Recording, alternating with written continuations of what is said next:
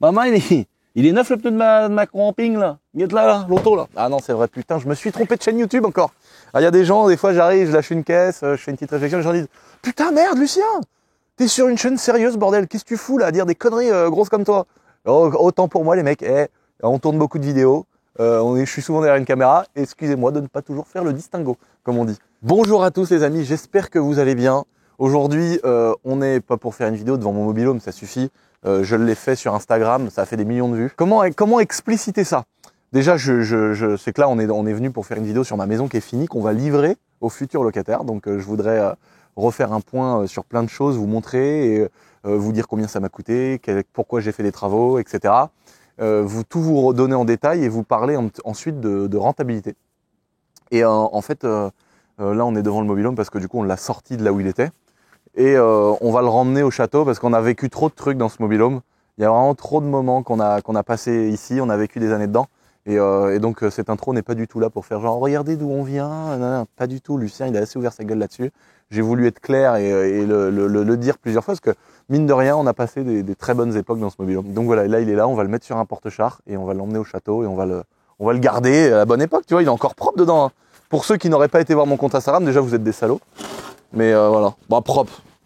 Enfin, t'as compris quoi. Regardez-moi ça. Maman. Et regarde sur le miroir là-bas, il y a encore le SN de Snap Lulu VNG, frère. T'as vu ça? Ouais. Nom de Dieu. Et là, hop, c'est pour fermer la porte.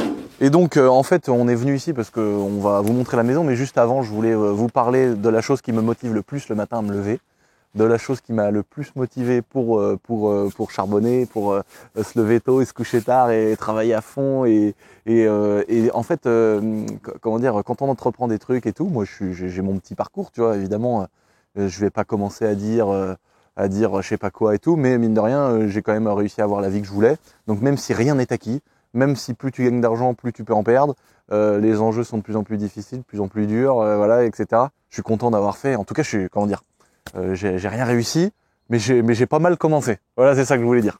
Je suis pas parti, tu vois, j'allais dire avec une balle dans le pied. Si, pour le coup, je suis vraiment parti avec une balle dans le pied, au sens propre. Je suis pas là en train de me dire, putain, j'ai bientôt 30 ans, frère, j'ai toutes mes casseroles au cul à rattraper. Bon, là, ça va. Là, j'ai que des challenges à relever. Et donc, je voulais vous parler de ma motivation numéro 1 parce que je suis un gogol, je suis un cassos. Je suis ce qu'on appelle un cassos musique. Un cassos musicien, frère, un cassos voiture, un cassos kéké tuning, un cassos rassemblement du vendredi soir. Autant pour moi, autant pour vous, j'en ai rien à secouer. Moi, quand je me lève le matin et que je vois ça, frère, et quand je me couche le soir en me disant j'ai ça, et bah tu sais, il y a beaucoup de gens, il y a beaucoup de voitures, et moi c'était le cas tout le temps. Quand t'as une voiture, à un moment donné, ça y est, t'as fait le tour. Tu sais, c'est comme une femme. Non, je rigole, putain, mauvaise chaîne YouTube. À un moment donné, tu sais, t'as fait le tour, frère. T'as tapé dedans, tu en as mis plein sa gueule, t'es monté à deux dedans. Ah, c'est vraiment comme une femme. Non, je rigole. On a le droit de rire, merde, non, c'est pas interdit, ça encore. Et donc, ça y est, à un moment donné, tu sais, t'es un peu blasé, tu te dis, ouais, j'adore, mais ça y est, quoi, tu vois, je veux dire, c'est bon. Et là, je suis pas blasé. Mon rêve, j'ai accompli mon rêve ultime automobile. Plus jamais dans ma vie je pourrais avoir mieux que ça, c'est impossible. Tu peux me poser la Bugatti Chiron de Manny Cochbin, frère. La blanche, là. Intérieur Hermès et tout. Ah oui, elle est très sale. Elle est très très sale. Dans ma tête, dans mon cerveau, ça, il n'y a pas mieux que ça. C'était ça que je voulais. Et je pourrais jamais avoir mieux. Et maintenant, mon rêve, parce que j'ai toujours un rêve, j'ai réalisé mon rêve, mais déjà, je suis tellement en mode, je me branle dessus que je suis trop heureux déjà tous les jours quand je la vois. Et quand je la vois pas, je sais que je l'ai, je suis trop heureux. Et mon rêve de ouf, c'est de pouvoir la maintenir. Tu vois? Parce que ces voitures tellement chères. Moi ce relou de chasseur, frère. Qu'est-ce qu'il vient de faire là, lui? Vas-y, ouais. Là, les gens comme ça, ils sont fous, frère. Avant, ici, gros, c'était le théâtre. C'était le théâtre, ici. C'était le théâtre. En vrai, non, mais attends, mais moi, des fois, je réfléchis, je me dis, putain, Lucien, t'abusais, frère. C'était fou, mec. Il y avait des tas de TDS sur le bord de la route. On faisait une vidéo, on bloquait la route, on passait à 200, 300 et tout. Plus le temps passe, plus je me dis, les flics de la campagne, à l'époque, ils ont vraiment pas été chiens avec moi. Parce qu'il y a une époque, on a vraiment abusé, quoi. Oh, à un moment donné, je me disais, mais pourquoi tous ces enculés, même pas? Ah, j'ai cherché quand même. Alors attention, on est quand même dans un monde de frustrés, on est dans des communes de... Tu sais, c'est les riches qui votent à gauche. Tu vois ce que je veux dire? Alors moi, je fais pas de politique, hein, je me prononce jamais, etc. Mais c'est quand même marrant parce qu'ici, c'est des riches. Il y en a pas un qui a pas une piscine creusée, mais ils votent tous à gauche. Donc ça me fait rigoler. Et tant mieux pour eux, hein, d'ailleurs, s'ils se retrouvent là-dedans et tout. Mais des fois, tu dis, oh attends, t'es écolo, prof d'histoire, non binaire, et tu roules en pétrole. Je comprends plus, frère. Je comprends plus. À l'époque, frère, on se met la zizanie. C'était vrai. C'est vrai, c'est vrai, c'est vrai.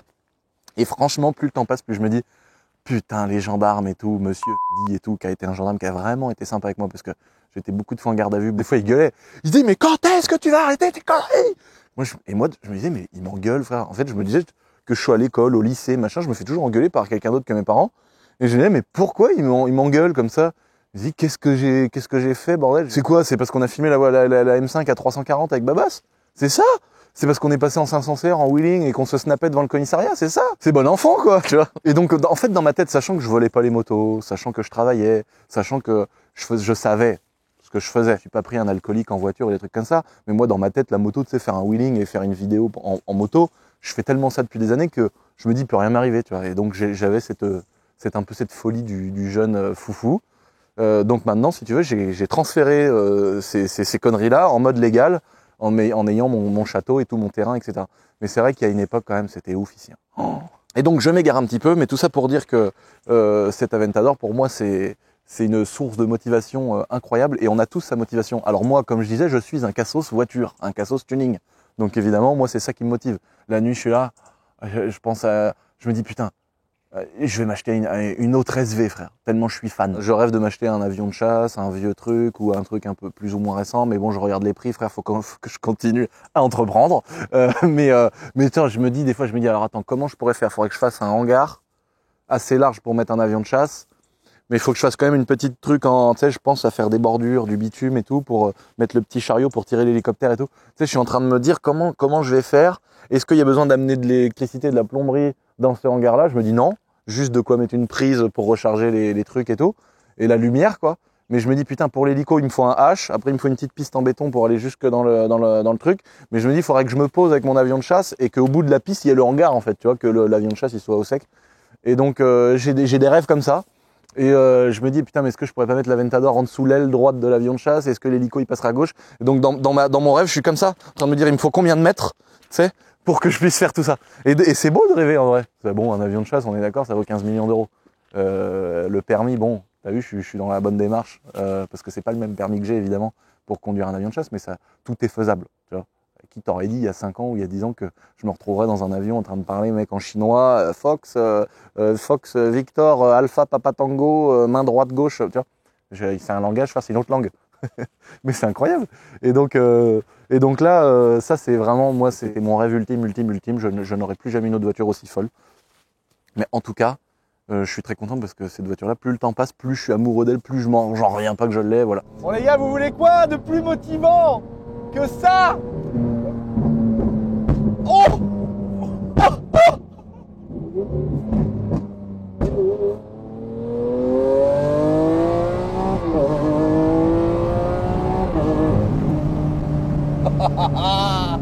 je sais pas si vous entendez bien le bruit les gars, mais c'est incroyable.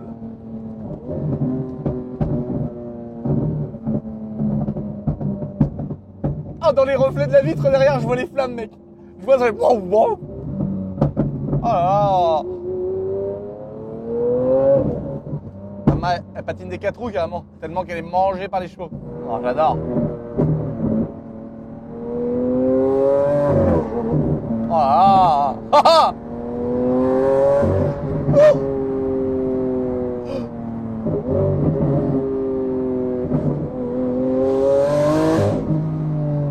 Le bruit.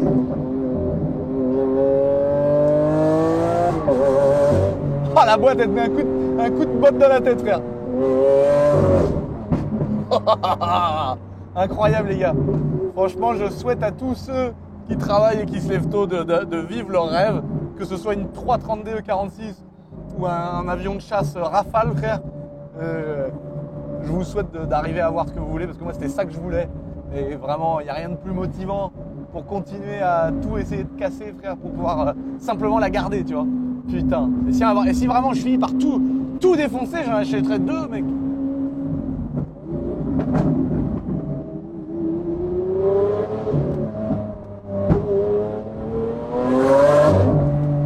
Y'a pas besoin de plus, hein, je suis à 90. Ça suffit. Oh putain. Bon les amis, vous avez vu le V12, ça chante. Maintenant, on va aller parler du sujet principal de la vidéo. C'est ma belle petite maison. On est emmerdé. Ouais, oui, on est emmerdé. On est en France. On va pas se plaindre quand même. Alors là, j'avais fait des tas de terre. Pour ceux qui connaissaient un petit peu ma maison ou mes vidéos à l'ancienne, j'avais fait des grosses buttes de terre là, tout le long, tu sais, pour faire un truc bien propre, fermer mon parc et tout. Ah là là, mon gars, ils sont arrivés, ils m'ont éclaté. Comment ça s'est passé? Et j'ai la police des eaux, donc d'un seul coup, t'as des mecs qui arrivent avec des mitraillettes, donc c'est comme des flics mais en marron. Ils sont en marron. C'est la police des eaux. Ils sont arrivés avec des mitraillettes. Bon, les mecs étaient sympas, si tu veux. Mais bon, t'as quand même 4-5 mecs qui arrivent avec des FAMAS ou des MP5, tu vois. Tu te dis, putain, qu'est-ce qui s'est passé, quoi. Tu te rappelles, tu te dis, putain, attends, j'ai pris 300 à tel endroit. J'étais sans casque à tel endroit avec ma moto. Qu'est-ce qu'on a fait? On fait pas de braquage, on vend pas de drogue. C'est quoi, c'est un délit routier? Qu'est-ce qu'on... Le mec arrive, il me dit, monsieur, comme ça. Alors, les flics, tu sais, souvent, ils ont là dans leur petit gilet, ils mettent les mains comme ça, dans le gilet. Alors, monsieur, on met des tas de terre dans sa cour? Moi, je dis, ah ouais. Tu sais, je m'étais dit, putain, attends, je suis quand même pas un grand brigand à avoir mis un talus devant chez moi, tu vois. Et donc, le mec, il dit, mais monsieur, vous vous rendez compte de ce que vous avez fait? Bah, je dis, oui, je me rends compte, quoi. Mais genre, il m'a dit, mais vous vous rendez compte que s'il y a une crue, parce qu'on est dans une zone inondable, si l'eau monte ici, du fait qu'il y ait un tas de terre, bah, le niveau de l'eau va aller plus loin vers le village. Tu vois? 1 centimètre, même pas. Je sais même pas en vrai, pas pour le peu de tas de terre que j'ai mis. Donc en gros, si tu veux, mathématiquement parlant, quand tu as un tas de terre quelque part dans une zone inondable, bah, si tu fais un tas de terre, c'est comme si tu déplaçais la crue, en fait, si tu déplaçais l'eau. Et vu que le village est plus loin là-bas, nous, ils s'en branlent qu'on coule sous la flotte. Mais tu vois, c'était pour pas déplacer l'eau. Complètement interdit. 1500 balles d'amende, vous avez le droit de garder votre calme et votre truc. Comme une garde à vue, hein, attention. Hein. Posé comme ça, vous avez le droit de garder le calme. Aujourd'hui, on est gentil, on vous met pas 8 heures de garde à vue. C'est quand même, je me suis fait remonter les bretelles pour avoir déplacé des tas de terre avec mon tracto. Donc je peux vous dire que maintenant, frère, c'est au millimètre. C'est déclaration, la mairie, les machins. Je travaille de toute façon avec un pote qui est architecte. Et c'est lui qui fait toutes mes démarches, mec. Je veux pas mettre une planche sur la façade de ma baraque et être emmerdé. Donc je fais tout au millimètre parce que j'ai eu tous les emmerdes. Je les ai tous eus. Avec mon manoir, avec mes trucs et tout. Tous les trucs de merde, je les ai eus. Et là, je me suis dit, je fais tout bien, frère. Et là, je vais vous parler de ce sujet-là, parce que dans la dernière vidéo, on en a parlé, mais je vous l'ai pas raconté réellement. Donc là, on a notre fosse, on a la fosse, une fosse septique, tu vois, c'est l'assainissement de la maison. Et donc, on a fait le trou, tu vois. Regarde-moi ça. Un beau trou, mon gars. C'est propre, hein, t'as vu, c'est bien fait, etc. Alors, comment ça fonctionne quand tu achètes une maison et que tu veux te mettre aux normes? Alors, il y a des gens peut-être qui savent pas comment fonctionnent un peu les démarches et tout, parce que c'est vrai que des fois, c'est compliqué. Quand tu as une maison qui a pas d'assainissement. Donc, tu as en gros des tuyaux qui sortent du mur. Là, il y avait des tuyaux qui sortent du mur depuis des décennies et des décennies. Et toute la flotte, la pisse, la merde et tout, ça tombait dans un trou. Vraiment, quoi. C'est vraiment le truc, c'était il y a 100 ans qu'on travaillait comme ça. Moi, ça c'était resté comme ça parce que j'en ai rien à foutre, hein, tout simplement. Et je m'étais même pas posé la question quand j'avais acheté la maison à l'époque. Et je savais même pas, tu sais, moi, quand j'ai acheté la maison, j'étais jeune, tu vois. Je savais même pas comment disjoncter un compteur, j'ai tout appris après. Et donc là, en voulant faire les choses bien, vu que je loue ma maison, je me suis dit, bon, bah, je vais me faire l'assainissement. Et en fait, pour faire tout ça, avant de faire des travaux, c'est-à-dire mettre une cuve, raccorder tous les tuyaux, mettre une pompe de relevage, machin, les trucs, etc., faire tout un bel assainissement comme il faut, il faut d'abord faire une demande à la mairie. Donc ça, on peut comprendre que c'est logique. Mais tu te dis, bon, je me mets quand même aux normes, je vais quand même pas être emmerdé. Et ensuite, il faut faire ce qu'on appelle une étude de filière. Donc une étude de filière, c'est un gars qui vient avec tout un tas d'appareils et il va prendre des mesures dans la terre, dans le sol, il va mesurer les épaisseurs, il va mesurer plein de choses pour savoir si on a le droit ici de faire un trou. Et est-ce qu'il n'y aurait pas un tuyau de la mairie qui passe? Est-ce qu'il n'y a pas une zone géographique sensible? Est-ce que peut-être qu'il va nous dire, faut le mettre plus profond, faut le mettre un peu moins profond, faut mettre un truc un peu plat parce que vous avez, voilà, il y a un puits artésien, machin, truc. Donc on a fait une étude de filière, le truc qui te coûte 1500 balles. Hein. Le gars, il vient, il prend toutes ses mesures, lui, il travaille, c'est normal, faut qu'il soit payé, mais bon, ça coûte 1500. On fait une demande à la mairie, tout est accepté. Tout est accepté.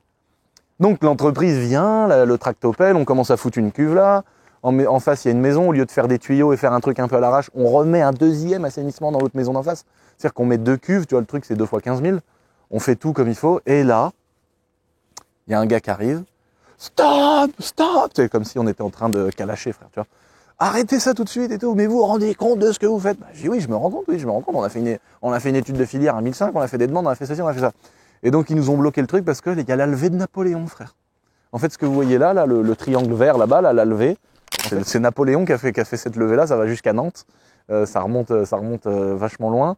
Et en fait, toute cette levée-là, c'est là où historiquement, c'était le repère avec des chemins sur le côté, il y avait les chevaux qui venaient, et carrément les nouvelles de Paris, elles descendaient à cheval. Et mon manoir, qui est le long de cette levée-là, à quelques kilomètres, eh ben, il y avait carrément les chevaux qui arrivaient, par exemple la prise de la Bastille, pour vous donner une info incroyable, c'est un mec qui arrivait à cheval avec le manifeste gros de la prise à Bastille, et en fait t'allais dans les relais de poste, et il y avait des chevaux en bas, et soit tu attendais que ton cheval il bouffe, il se repose, ou que toi tu pouvais dormir là-bas, soit tu prenais un autre cheval qui était pas fatigué, et tu repartais pour revenir à ta destination. En gros, c'était un truc de ouf, c'était comme ça, c'est incroyable. Et donc c'est passé par mon manoir, le manifeste officiel de la prise à Bastille, incroyable. Il y a tout un espèce de système de la levée, des gens qui travaillent là-dedans, donc c'est bien, c'est super organisé et tout, c'est ouf. Mais on nous a bloqué tous les travaux, en nous disant plus personne touche à rien, parce que il faut maintenant une autre demande de la levée. Mais moi, ils m'ont dit ça comme si j'étais un sale brigand, tu vois. Excusez-moi les gars, je savais pas qu'il y avait 15 milliards de demandes pour foutre une fosse à merde, tu vois. Et donc là, il faut faire une demande, vu qu'on est quand même près de la levée, il faut faire une demande spécifique pour ça. Il faut se rendre compte d'une chose, c'est que quand vous faites quelque chose, demandez tout à la mairie pour ne pas être emmerdé. Parce qu'après, là, on est tombé sur des mecs pas trop méchants. C'est des mecs qui font leur taf, c'est des délégués de la levée. Bon, ça fait quand même 15 ans qu'il y a des voitures qui passent dessus, que ça pose problème à personne. On dit rien. On dit rien.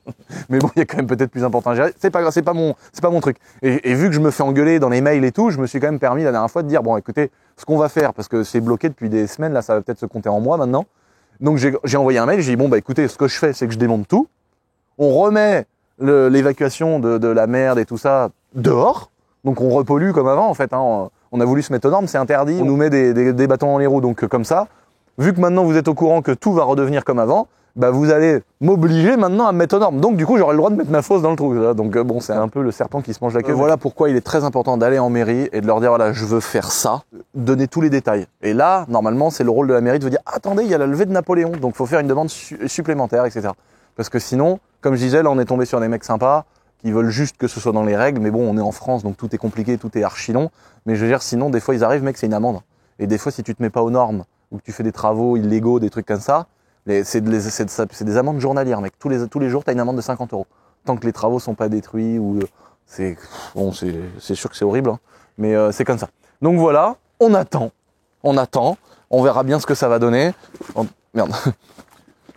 En tout cas, tu vas arrêter de tomber, frère. Supportable. On attend, mais en tout cas, une chose est sûre. Pour l'instant, bah, on est remis comme avant. Hein. Bon, moi, je suis pas un grand écolo, mais quand j'habitais ici, évidemment, j'évitais de mettre du savon, des merdes comme ça pour que ça aille dans la nature. Mais bon, maintenant, si tu veux, on va pas arrêter de chier. Les gens vont pas arrêter de chier, de pisser. Hein. Donc, bah, ça repartira dans la nature. Hein. Puis voilà. Puis quand ce sera devenu trop grave, on nous donnera certainement l'autorisation.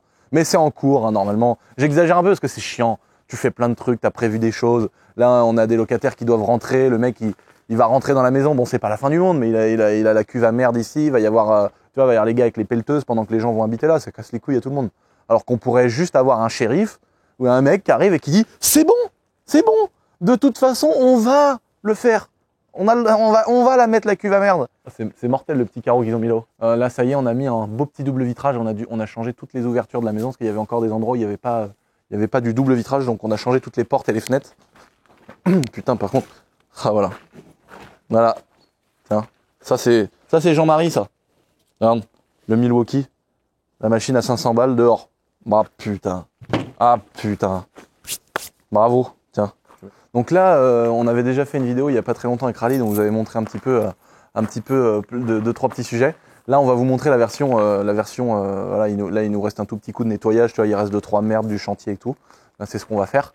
Mais en tout cas, on a déjà posé toutes les portes et toutes les fenêtres en double vitrage, ce qui n'était pas le cas. Donc c'est marrant, ça fait un peu bizarre, je trouve, parce que la façade elle était blanche et là maintenant il y a les portes blanches avec. Donc on va voir. Pour l'instant, c'est bien comme ça. On a posé toutes nos portes qui sont pour l'isolation, les trucs thermiques, etc. Donc on va rentrer par là. Les amis, home tour, présentation de la maison dans sa version finie. Juste, elle n'est pas lavée, elle n'est pas nettoyée. On peut pas tout demander non plus. On a la cuisine. Dans la dernière vidéo, je vous avais montré avec Khalid. Il y en a peut-être qui avaient vu déjà quand c'était en installation. Donc là, on est vraiment dans la maison où vivait ma grand-mère. Donc là, vraiment, c'est juste les outils à ranger et la merde à nettoyer. On est dans la version, dans la livrée, comme on dit chez Moteur Essence. On a repeint donc tous les murs en blanc, etc. Il y avait besoin d'un petit coup de peinture, un petit rafraîchissement. On a gardé la belle cheminée d'époque. Donc ici, moi, il y avait le lit de ma grand-mère dans le coin, la table à manger là. On a fait des Noëls ici, on en a fait des fêtes et tout, enfin laisse tomber.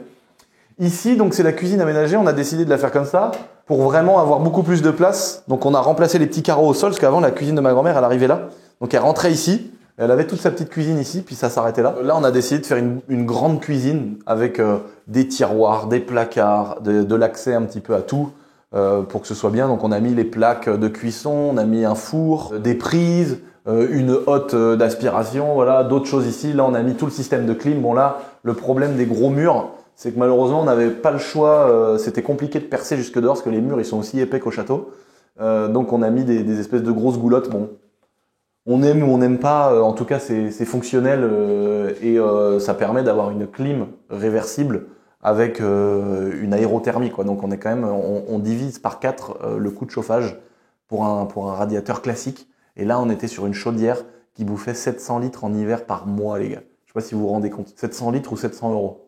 Peut-être je me trompe. Mais dans tous les cas, c'est abusé, c'est énorme. Et donc, en gros, la chaudière, elle a 50 ans, machin. Donc, on a tout passé en clim, aérothermie, etc. Plus, on a changé... Bon, alors, il y a que cette fenêtre-là qu'on n'a pas changé parce qu'elle était déjà en double vitrage. Mais on a changé tous les ouvrants, les portes. L'étage, on a réisolé et tout. Donc, on est vraiment... on a descendu au moins de 3 crans l'indice énergétique de la maison. Donc rien à voir. Et déjà, en plus de ça, quand tu étais en F ou en G, je crois que c'est ça, F ou G, c'est vraiment en bas de la liste là de l'indice énergétique de la maison, et tu pouvais plus louer ta maison. Tu étais obligé de faire des travaux. Donc ils sont venus un peu casser la gueule aux propriétaires. Mais en même temps, ça peut éviter aussi des fois des maisons qui étaient vraiment dans des états péraves. Et voilà. Donc là, nous, on a décidé de tout refaire. Au moins, il y a une grande cuisine. Ici, ça fait une pièce un peu salon, un peu cuisine, pièce à manger, etc. Donc après, à chacun de l'aménager comme ils ont envie. Alors là, plus rien à voir ici. Ça a vraiment une autre gueule, les gars. Alors là, même moi, j'ai l'impression que je suis plus au même endroit.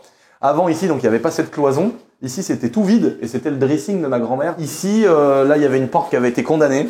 Donc désormais, il y a une magnifique porte, pareil, nous double vitrage, tout isolé comme il faut. Donc voilà. Donc ça, c'est mon équipe aussi qui a posé tout ça. Donc là, une belle porte, quoi. Putain, ça change tout, quoi. On n'est jamais rentré de notre vie par ici. Et quand ma maison en face, qui est un garage maintenant, a brûlé. La maison d'en face, là, c'était une maison ici sur la dalle en béton. Toute la dalle en béton, c'était une baraque. Moi, j'étais ici parce que le frigo était là. Là, il n'y avait pas tout ça. Et d'un seul coup, j'entendais et j'avais réussi à ouvrir la porte qui était condamnée.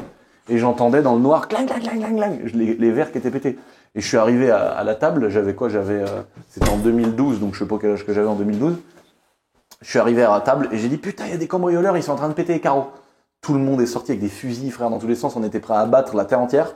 Et en fait, c'est la maison qui brûlait, mais vu qu'il faisait noir, je voyais pas. On a allumé la cour, j'ai escaladé le mur derrière et je suis allé dans le champ derrière. Et en fait, c'était la couverture chauffante de mon grand-père qui avait fait brûler le lit. Parce qu'une couverture chauffante, c'est de la merde déjà, n'ayez jamais ça chez vous. Mais à force de plier, replier la couverture chauffante, la résistance à l'intérieur, elle avait pété. Et j'ai fait le tour en enjambant derrière parce qu'il y avait des baies vitrées. Et j'ai vu en fait le lit de 2 places de mon grand-père avec des flammes jusqu'au plafond. Et sauf que c'était les faux plafonds en polystyrène là. Qui a inventé ça, frère? Des faux plafonds en polystyrène. T'imagines le truc? Rien de mieux pour que ta maison elle crame. Et en fait, ça avait pris feu au plafond en 40 minutes. En 40 minutes, les gars. Les 4 murs, il y avait 42 pompiers, 11 camions. Les 4 murs de la maison sont tombés. Attendez, je vous remonte quand même, on finit juste après, mais cette histoire elle est incroyable et je crois que j'ai jamais raconté. Donc là, tout le préau que vous voyez ici, c'était une maison, hein, pas toute la dalle en béton, c'était une maison.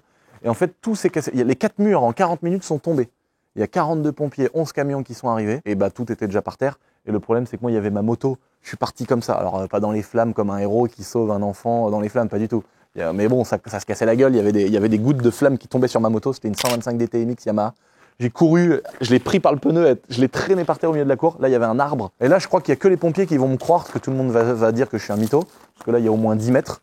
Il y a des boules de feu qui revenaient jusque dans l'arbre. Ça a cramé l'arbre. L'arbre qui était là. T'imagines, de tout là-bas, il y a des boules de feu qui arrivaient comme ça, des boules de feu géantes. Et toute la famille était à la fenêtre, on avait peur et tout. Et il y avait des flammes devant la porte, mec. Incroyable, ça. Et nous, 2012, hein, en 2012, il y a mon père qui est décédé. On a de la famille qui ont eu des gros problèmes. la maison qui a brûlé en 2012. On a vraiment cru que c'était la fin du monde comme ils avaient annoncé, tu vois. Tout chiait. J'ai perdu ma grand-mère, que des emmerdes de ouf, quoi. Donc la moitié du mobil-home qui avait cramé, j'avais laissé le soir de cette maison-là qui a brûlé. On habitait dans le mobil-home à l'époque, dans le champ. Et j'avais laissé un soulier sur le chauffage du mobil-home, c'était en hiver. Mon gars, le soulier qui a pris feu dans le chauffage, il a fondu et tout. Donc on a fait brûler le mobil-home, le peu qui nous restait, frère. Enfin bon, t'as compris, c'était une sale époque pour nous, j'ai perdu mon daron. Donc du coup, je m'en rappelle, en 2012, j'avais 17 ans, parce que c'est l'époque où j'ai perdu mon père. Et donc là, je pense que les pompiers, seuls les pompiers vont me croire, mais il y avait une boule de feu énorme qui revenait là. Et comme par hasard, mon grand-père, vu qu'il vivait dans cette maison-là aussi, mon grand-père, il venait de mettre ses bouteilles d'acétylène de poste à soudure et tout, et il venait de mettre, écoutez-moi bien, 600 litres d'eau de vie, dans des grosses, des Dame Jeanne, ça s'appelle, des Dame Jeanne, c'est des énormes bouteilles rondes, là, en verre. Et il avait mis 600 litres d'eau de vie qu'il a mis des années à faire dans des Dame Jeanne, frère. Et d'un seul coup, t'avais un truc qui pétait, frère, et tout. Et donc les murs sont tombés avec le toit. Quand le feu était fini, c'était un tas de merde par terre. Il n'y avait plus rien, mec.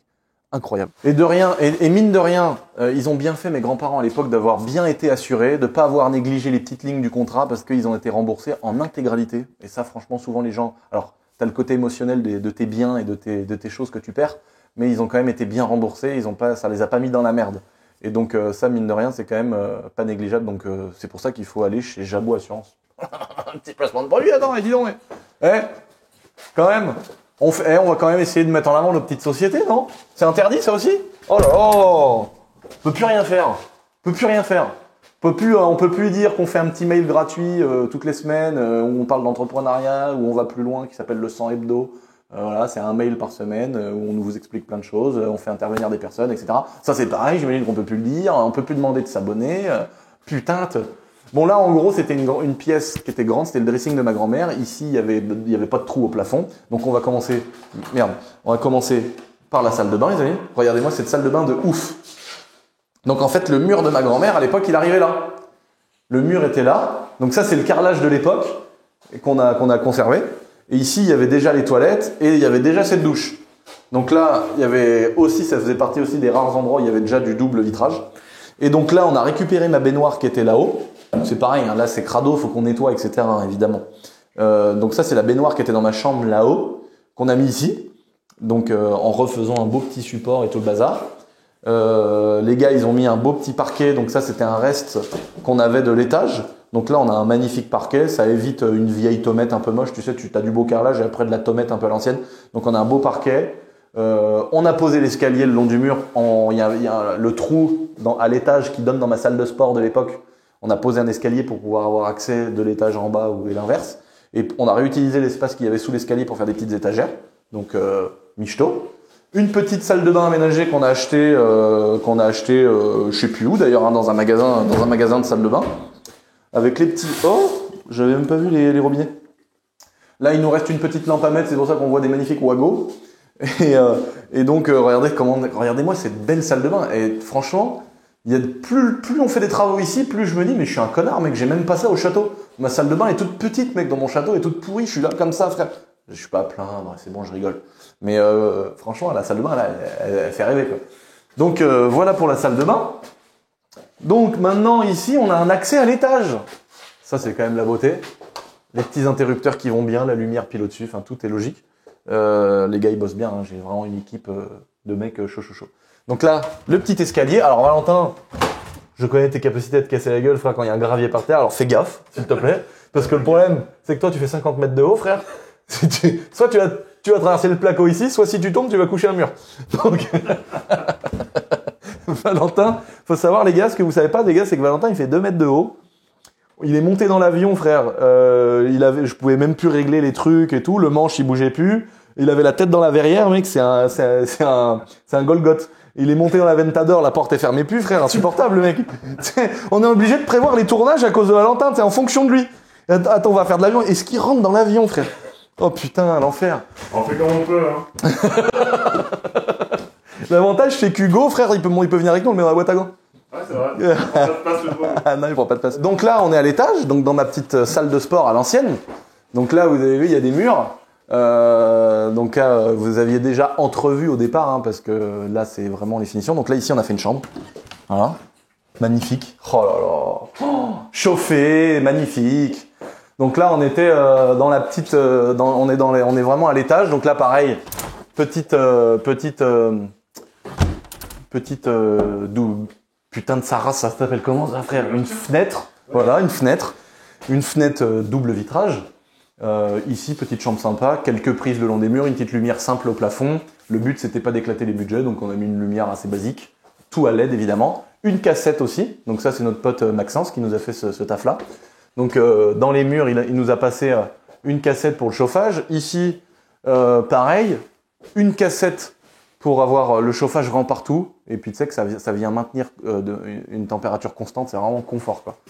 Là, on a fait un petit couloir. Là, on a posé un Velux parce que celui qui était là avant, le Velux, c'était un truc qui était, c'est un espèce de truc en plastique qui était tout moche, tout craquelé, tout dégueulasse. Donc on a gardé le même diamètre pour pas être emmerdé dans la toiture, vu qu'on venait de refaire la toiture, tu vois, on n'allait pas tout redécouper la toiture neuve et tout. Donc on a gardé le même diamètre de Velux, mais on a mis un Velux tout neuf. Pareil, double vitrage, voilà, sympa. Trop la classe. Ici, ah ouais, trop bien, putain, ils ont vraiment géré. Ici, encore une petite piole. Donc là, putain, t'imagines, ça a pas bougé depuis ma salle de sport, hein. Ça, c'est trop bien, ça a pas bougé depuis ma salle de muscu. Ça se trouve, dans 5 ans, on reviendra et le gars qui habite là avec sa famille, ça se trouve, il aura laissé le poster. Et ici, regardez, on a réinstallé, donc là, on a des petites finitions autour à mettre là. Mais ici, pareil, une porte vitrée, double vitrage. Donc là, on a une finition pour que ça fasse plus beau à mettre. Donc là, les gars, ils sont dessus, ils finissent aujourd'hui, donc voilà. Là, le petit truc, dans le fond, bah, c'est tout con, mais rien que là, on a mis un petit carreau double vitrage, parce que bah, c'est rien que par là, ça fait passer des pertes énergétiques. Et puis en plus de ça, on a redoublé les murs avec 30 cm d'isolation pour vraiment avoir aucune déperdition, avoir aucun problème d'isolation. Encore une cassette ici, pour que tout le monde soit vraiment chauffé, qu'on soit dans les meilleures conditions. Là, franchement, c'est du luxe, frère. Putain, t'imagines, dans toutes les maisons que je suis en train de faire, tous les bureaux que je suis en train de faire, on met 30 cm d'isolation, on met les cassettes clim réversible, machin. Nous, au château, frère, on a une chaudière qui consomme 500 000 litres par mois, frère. Des fois, je me dis, est-ce que je suis logique dans ma vie, gros? Est-ce que je suis logique? J'ai ce que je voulais, j'ai mon château. Tu sais, c'est comme t'as une Aventador, c'est ton rêve ultime. Mais tu t'emmerdes la vie tous les week-ends à rouler une Aventador pour aller au bord de la mer avec ta meuf ou ta daronne ou je sais pas qui, parce que t'es là, la boîte de vitesse elle est lente, y a pas de régulateur de vitesse, y a pas de Bluetooth, tu sais, c'est archaïque et tout. Mais t'as une Aventador, tu vois. Et là, moi, je suis dans mon château, la chaudière, elle est grosse comme un Porsche Cayenne. Elle consomme 2000 litres de fuel par mois. C'est pour ça que je suis en train de me chauffer au bois dans les cheminées du château. Parce qu'il est hors de question que j'allume cette putain de chaudière, frère. Donc je suis là en train de me chauffer au bois. J'ai pas envie de dénaturer les façades du château, donc je me monte pas les clims réversibles. Donc des fois je me dis, est-ce que je suis un espèce de connard logique? Tu vois? Ma salle de bain, c'est celle du château. Je veux pas péter les murs du château parce que je veux respecter le patrimoine de mon petit château et tout. Et du coup, ma salle de bain, elle est toute petite, tu vois. Et je me dis, mais je suis vraiment une merde. Mais j'ai mon château. Donc j'en ai rien à branler, je suis content. Et tu sais quoi? J'ai même envie un jour d'avoir un château médiéval, frère, sans lumière, sans électricité, m'allumer que des bougies, des feux de cheminée énormes où tu passes des peupliers dans la soirée, tu vois. Ça, je rêve d'avoir un château médiéval. Vraiment le château qui a été fait il y a 1000 ans. Tu vois, celui-là. Tu vois, vraiment le château, mec, c'est de la terre au sol ou des tomates pas droites là, des énormes cheminées, tout est noir dedans, les meubles sont tout noirs en ébène et tout. Et tu t'allumes à la bougie, tu te chauffes à ça et rien, frère, aucun truc. Mais château de vacances, tu vois. Mais aucun artifice, pas de compteur EDF, pas de flotte, rien, mec. À l'ancienne, mec, comme il y a 1000 ans, frère. Voilà. Les latrines, tu chies, ça coule le long du mur. Voilà. Pas d'assainissement, on nous pète les couilles, tu vois. Allez hop, on a fini sur cette pièce-là. Donc là. Ma chambre, oh putain, comment ça c'est pas énorme, mais ça a quand même bien changé. Déjà un parquet, parce que moi à l'époque, c'est pas pour faire le mec, hein. Commencez pas à me dire, ah lui il est toujours en train de dire à l'époque il avait pas de sous. Évidemment qu'à l'époque j'avais pas de sous, m'emmerdez pas. Mais à l'époque, vu que j'avais pas les moyens de mettre un plancher, c'était ça, hein, c'était la réalité les gars. J'invente pas l'histoire, j'avais pas les moyens. Donc vu que le sol était étanchéifié avec du goudron, on avait laissé le goudron et j'avais mis des tapis, tu vois, et ça m'allait très bien, attention, hein. C'était déjà un luxe de pouvoir vivre ici, quoi. On avait quitté le mobil-home pour vivre là. Et j'avais réaménagé la petite fermette en face en maison, qui est, comme je l'avais dit dans une ancienne vidéo, la partie d'en face est déjà louée. C'est pour ça qu'on fait exprès de pas filmer là-bas, parce que déjà, tu vois, on filme ici, bon, ça va que on se connaît et que ça emmerde pas, mais je vais pas filmer la maison maintenant qu'elle est louée, ça reste une propriété maintenant qui est privée, voilà. Même si c'est ma maison, je veux garder pour le respect des gens et tout, c'est normal de faire comme ça. C'est pour ça d'ailleurs que ce sera certainement la dernière vidéo. Déjà, on en montre beaucoup pour quelqu'un qui va venir vivre ici. Mais c'est en accord, hein, évidemment. Le but, c'est que après, on revienne plus filmer. Tu vois. Le sol, trop la classe, quoi. Le beau plancher, le parquet magnifique que les gars ils ont fait. Les gars, ils font vraiment un taf de ouf. Hein. Ils sont trop forts, ils sont trop forts. Ils savent tout faire. Ils sont là. Bon après, Jean-Marie, Alexis, c'est des darons, tu vois. C'est des darons. Donc ça y est, t'as vu, ils ont pas 20 ans, donc ils ont de l'expérience. Mais dans mon équipe, j'ai aussi des jeunes qui ont 20 ans, mais qui sont impressionnants, les gars. Ils savent tout faire, mais qui sont trop forts. Franchement, moi, je touche un peu à tout, tu vois. Mais eux, ils savent tout, ces petits bâtards. Je sais pas comment ils font, ils sont trop forts. Mais faut pas que je dise trop ça, parce qu'après, je vais leur augmenter tout le monde, frère. Putain de merde, on va leur donner des primes. Déjà, moi, maintenant, quand je donne une prime, Seigneur Jésus, ça me coûte 100 000 avec les charges. Tu donnes une prime à tout le monde, frère, c'est 100 K, frère. Putain. Il y avait le mur en pierre apparente. Que j'avais conservé. Et donc là, coffrage en placo par-dessus avec grosse épaisseur d'isolation. Donc comme ça, on est encore mieux évidemment en isolation. On a fait la même chose en face. La porte que j'avais fabriquée, je sais pas s'il y en a qui se souviennent, c'est moi qui l'avais fabriquée. J'avais mis un joint de coffre de BMW pour faire l'étanchéité. Bon, vas-y frère, je faisais ce que je pouvais à l'époque, laissez-moi tranquille. Et là maintenant, on a une belle porte double vitrage et tout, tu vois, magnifique quoi. Putain, la belle porte, oh là là, le luxe. Oh, cassette de clim réversible également, hein, donc on a mis tous les packs à l'extérieur, on a fait tous les branchements. Et ici, on a tout le chauffage qui est du coup top qualité, quoi. Surtout qu'on est dans une pièce qui est vachement bien isolée. Hein. Maintenant, moi, c'est moi qui avais fait tout ici. Donc le plafond, tout ça, vachement bien isolé. Les gros Velux que j'avais récupéré à un pote, c'était du double vitrage, tu vois. J'avais fait ça, le gros Velux de la mort, tu vois, que tu pouvais ouvrir comme ça. Et puis j'avais même fait mes petites cales en bois là, tu vois. Tac, comme ça. Hop. Et l'été, putain maman, elle est pas grosse l'araignée des champs là, Seigneur. Attends toi. Et tu vois l'été, hop là, faut qu'on nettoie hein, évidemment, mais tu vois l'été mec, ça donne surtout, c'est trop bien toi. C'est vraiment, là ici c'était vraiment trop bien. Je vais dire des commentaires, il y en a qui disaient que les Velux étaient à l'envers. Oui, c'est vrai. C'est plus pratique. C'est vrai, c'est complètement vrai. Ils sont à l'envers, mais parce que c'est des Velux à la base que tu fous sur un toit. Ouais. Moi, j'ai décidé de les mettre en façade. Mais quel bonheur, mec! Quelle maison de ouf! C'est moi qui ai tout fait! C'était tout en ruine ici, mec. C'était tout écroulé. T'imagines, mec, je me suis fabriqué mon château à l'époque. Les façades, regarde la baie vitrée, je vois sur toute la nature, c'est chez moi. Putain, mais j'habite plus ici, ça me mange la vie. Parce que en vrai, hein, j'ai quitté un paradis pour rejoindre un autre paradis. Hein. Donc pour le travail et tout, le château, voilà, les hectares et tout, je suis vraiment heureux. Mais j'étais bien ici, les gars. Hein. Attention, hein. Là c'est le luxe, mec. Hein, déjà, c'est le paradis, frère. De l'espace, une belle maison, de la campagne, et surtout que toutes les terres autour sont à moi. Donc ça veut dire que je les mets à disposition aussi aux gens qui vont louer ces maisons-là. C'est-à-dire que s'ils veulent promener leur chien et s'ils veulent avoir un poney, ils peuvent, tu vois ce que je veux dire. Tous les champs autour, les forêts et tout, c'est chez moi, donc quel bonheur. Là, pareil, on avait récupéré des baies vitrées. Regarde, mec, tu vois sur toute la... Bon, là, tu vois sur une cuve à merde, excusez-nous, du désagrément, il y a une cuve à merde parce qu'on est bloqué pour l'instant. Mais tu vois sur les vignes, tu vois sur les champs, tu vois sur la nature, faut qu'on nettoie les vitres. Mais c'est incroyable, mec. C'est trop beau. Putain, il y a encore un vestige, tu vois. Boiserie, mec. Ça se trouve, les gens qui vont habiter là, ils vont le laisser. C'est possible, hein. Ici, c'était ma petite chambre, donc j'avais fait un plancher un peu exotique.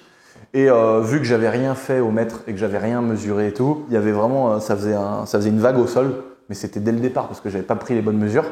Et puis j'avais pas mesuré. Et donc du coup, on a rechangé parce qu'on voulait vraiment que les gens qui soient ici disaient un truc très droit, très plan.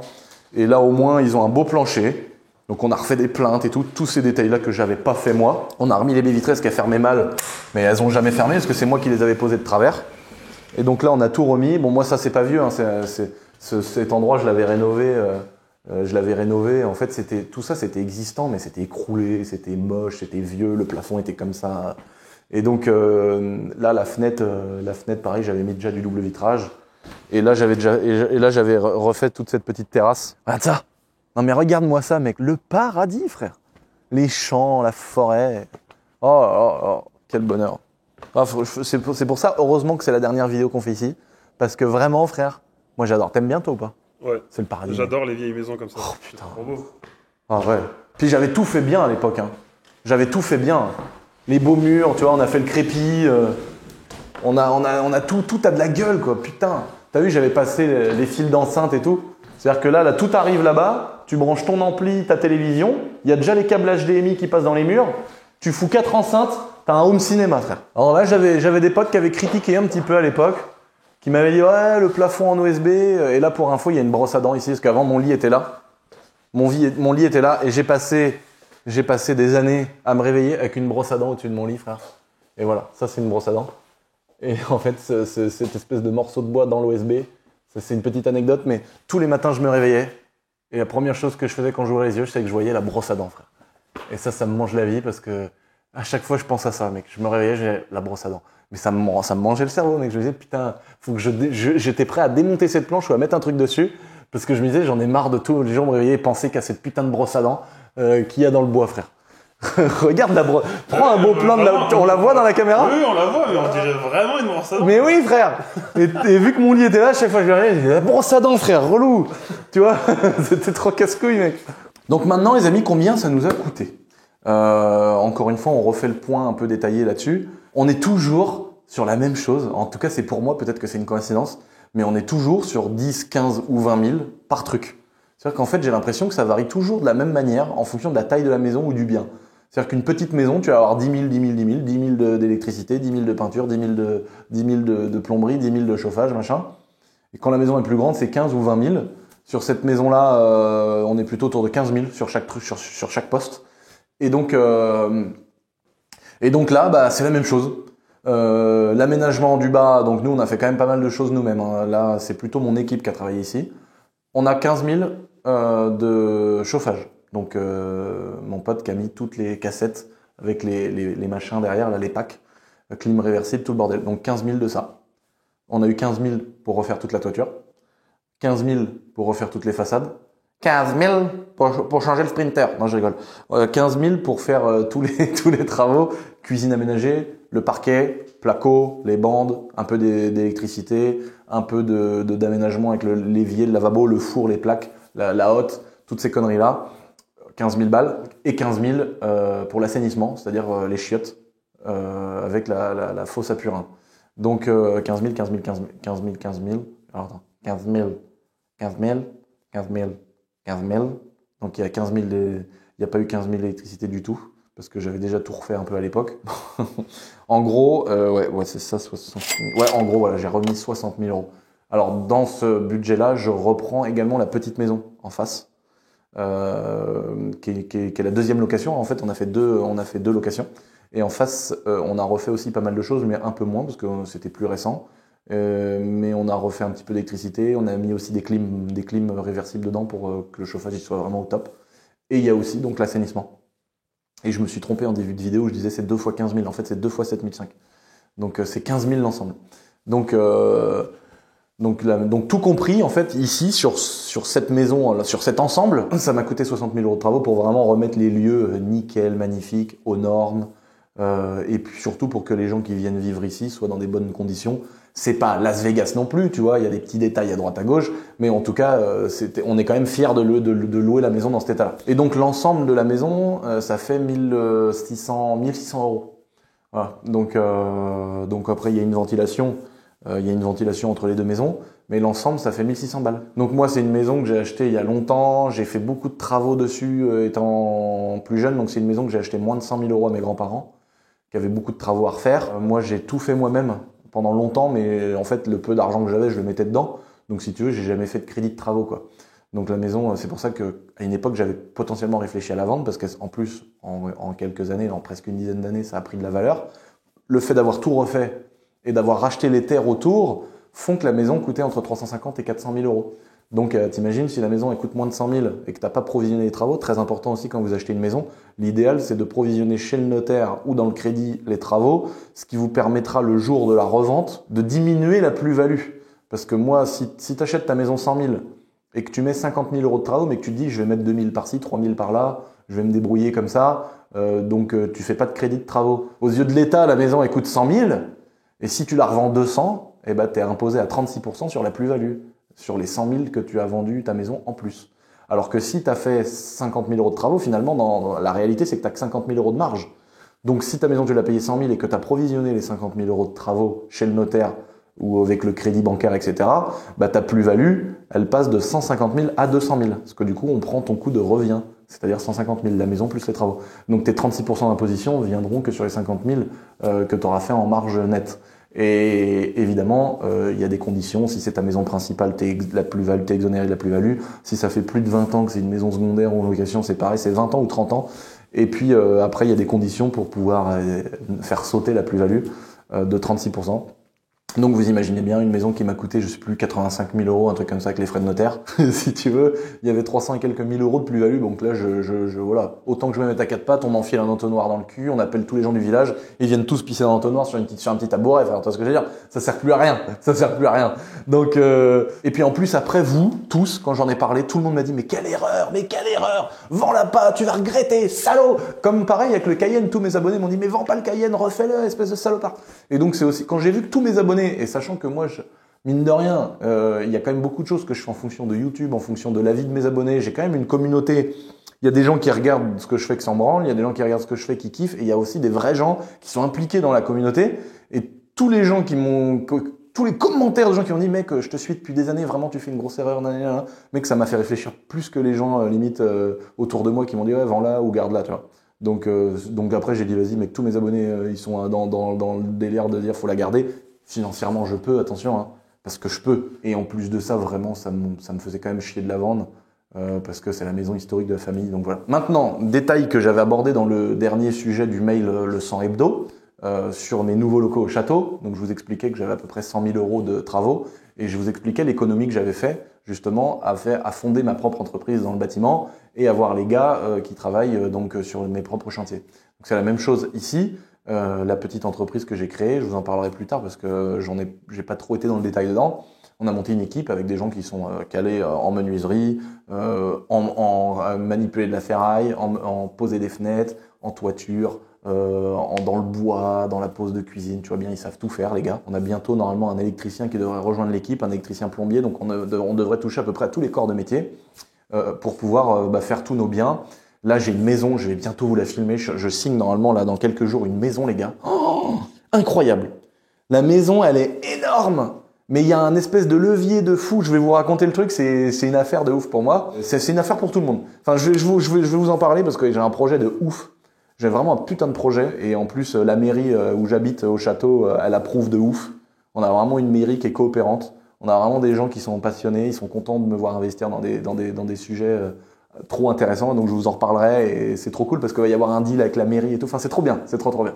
Donc voilà, comme quoi on peut passer de l'ennemi public numéro 1 au grand copain, quoi. Et donc en gros, il y a dans le mail dont je parlais sur le 100 Hebdo de la semaine dernière, j'expliquais ce que j'avais pas dit dans la vidéo des nouveaux bureaux du château, c'est qu'en fait, avoir monté cette petite société, on va transformer ce qui est le plus cher dans un devis d'artisan, c'est-à-dire la main d'œuvre.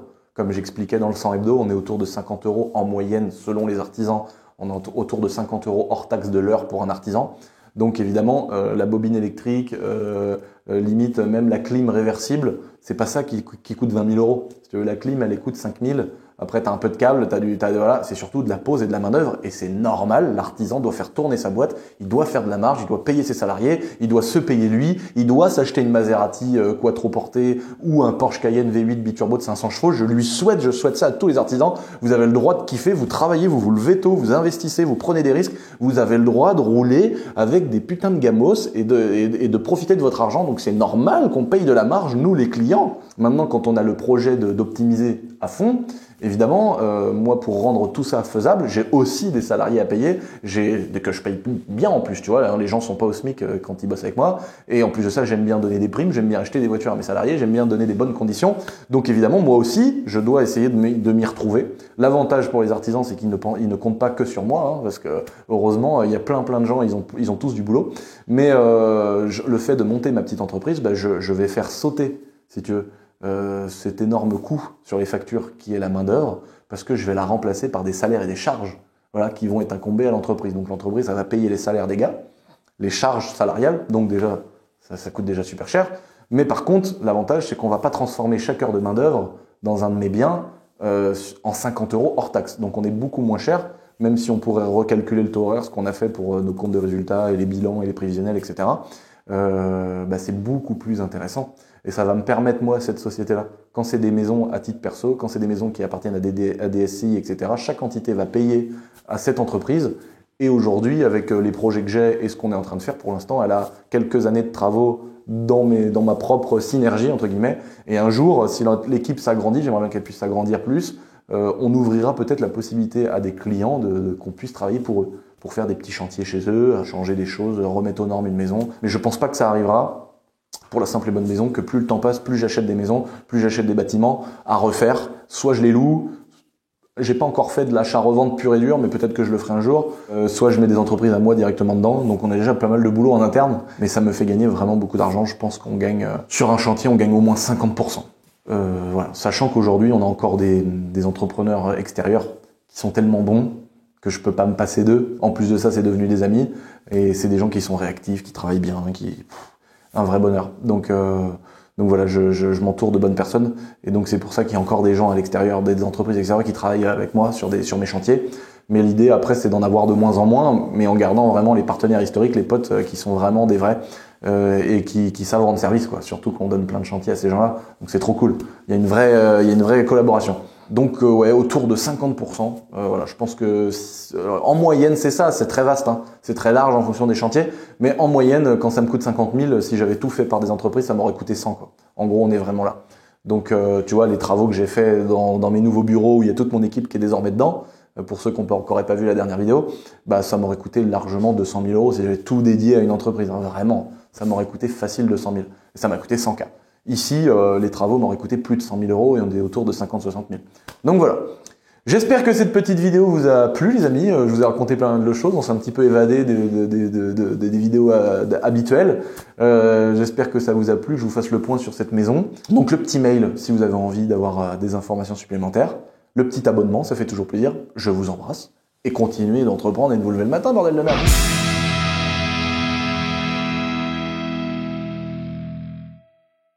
Tu vois? Putain. Attends. Le relou qui me met une lumière verte, tu sais. Une discothèque. Hop, ça faudra mettre un bip là, quand je me chie dessus. Si ça te dérange pas. Pas de problème, chef.